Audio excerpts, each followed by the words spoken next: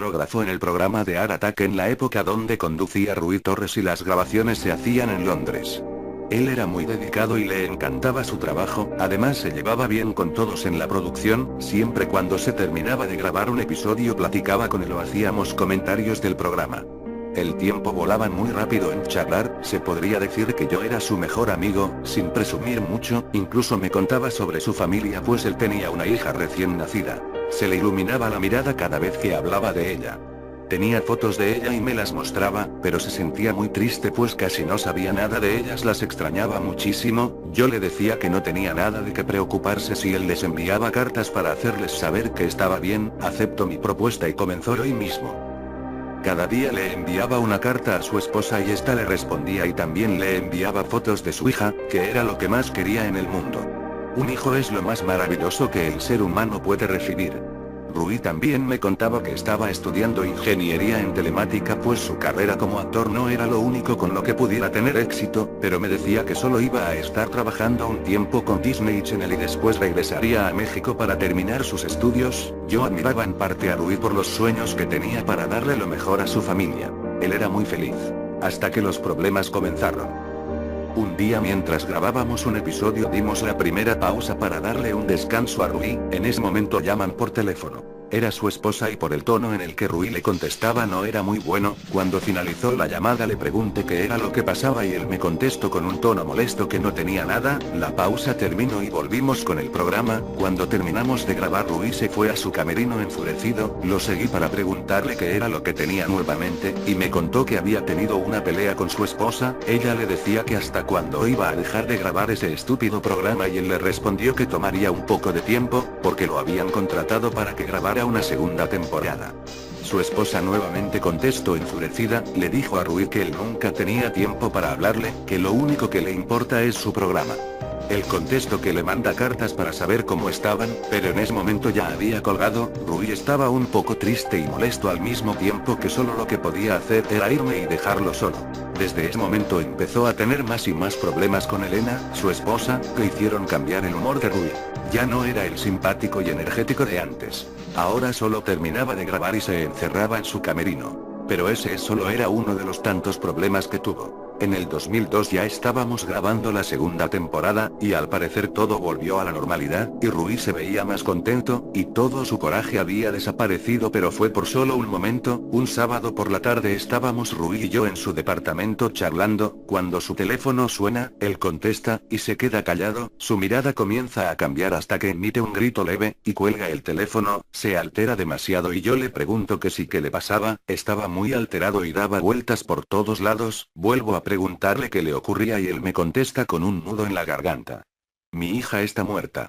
Yo me quedé sorprendido, no lo podía creer yo también y le dije que tal vez se trataba de una broma.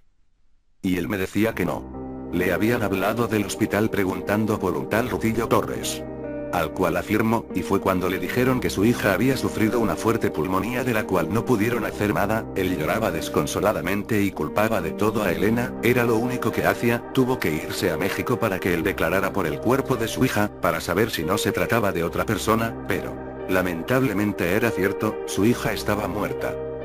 Pasaron 2 semanas y Rui regresó de nuevo a Inglaterra, a los estudios de Disney Channel. Me alegraba que estuviera de nuevo aquí, pero su mirada era otra. Me contó que después del funeral de su hija su esposa le pidió el divorcio, pues ella ya tenía una nueva vida con otro hombre.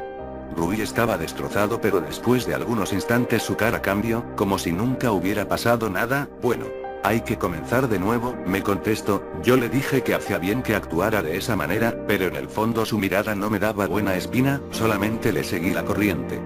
Desde ahí fue donde cambió completamente. Después de que se terminara de grabar un capítulo, Rui se iba a su camerino entusiasmado, como si tuviera algún plan o tramara algo. Lo seguí para saber qué es lo que hacía pero siempre se encerraba. Solo lo que podía hacer era pegar mi oído a su puerta y escuchar. Oía que hablaba con alguien, murmuraba e incluso se reía de una forma macabra. Sentía un escalofrío que recorría mi espalda cuando lo oía, y así estuvo por meses mientras se grababa la segunda temporada. Todos en el estudio notaban su cambio, de hecho llegó a agredir a los productores y a otros trabajadores, los amenazaba y les gritaba. Cuando la segunda temporada estaba por llegar a su fin, decidieron que Rui ya no podía trabajar más, por su conducta, que ya no tenía remedio. Ese mismo día lo llamaron y le dieron su carta de renuncia. Rui estaba tan molesto que se lanzó contra el productor, lo estaba ahorcando. Llamaron rápidamente a los guardias y lograron sacar a Rui.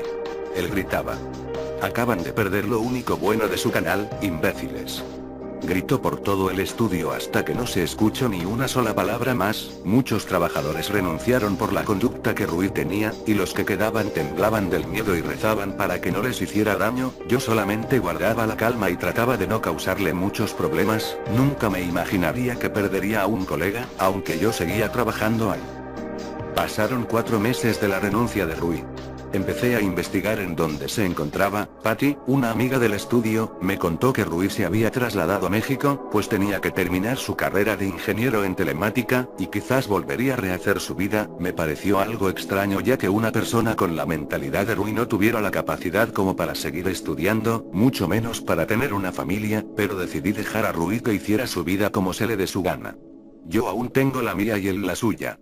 Varios días después, cuando llegaba del trabajo, sonaba el teléfono, contestaba pero no se oía nada, contestaba pero era inútil, nadie contestaba. Hasta que colgaba el teléfono, las llamadas continuaron por meses, hasta que dejé de recibirlas, pero ahora ya no me molestaban por teléfono, ahora era por correo. Me enviaban alrededor de 200 mensajes por día y lo único que decían era: "Ayúdame, estoy solo". Pensaba que se trataban de virus o basura que la gente envía, así que solamente las ignoraba y las borraba. Hasta que un día me llegó el mismo correo pero tenía algo diferente. Fui más abajo del mensaje y este tenía escrita una dirección. De nuevo me dije a mí mismo que eran solo correos basura, pero me picó la curiosidad y anoté la dirección. Salí de mi casa y seguí la dirección, hasta que me llevó a un edificio. La dirección además tenía el número de la habitación a la que debía entrar. Entré al edificio y comencé a buscar la habitación 203, subí las escaleras hasta que finalmente la hallé, me paré enfrente de la puerta y comencé a tocarla. Para mi sorpresa no contestaba nadie, así que tomé la perilla de la puerta para comprobar si tenía candado. Cuando toqué la perilla de repente sentí un escalofrío recorriendo toda mi espalda, y podía sentir un ambiente negativo, se sentía pesado y sofocaba. Le di vuelta a la perilla fácilmente, lo que decía que la puerta no tenía ningún candado. La abrí lentamente, para lo que descubrí era un departamento desordenado y sucio.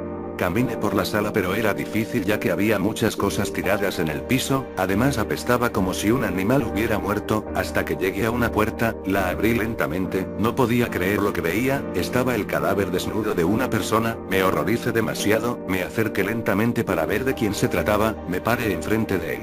Era Rui, además tenía una nota pegada en su pecho, decía: "Sé que cometí errores, nunca debí comportarme de esa manera, ahora estoy tan arrepentido que mi salvación es acabar conmigo. Ya no tengo otra salida". Miré su rostro por última vez, lloré desconsoladamente. Estaba a punto de retirarme de la habitación cuando volví a oler ese olor, pero era aún más penetrante y provenía del baño. Abrí la puerta y encontré los cadáveres desnudos de 2 jovencitas envueltas en una tina de sangre, estaban desmembradas. Salí pálido de la habitación cuando volví a toparme con más cuerpos, incluso me sentía sofocado, como si algo me impidiera salir de ahí. Traté de correr pero era difícil. Cuando llegué a la salida, salí corriendo. Para mi buena suerte no había nadie en el edificio. Bajé las escaleras rápidamente pero aún tenía en mi mente esos cuerpos.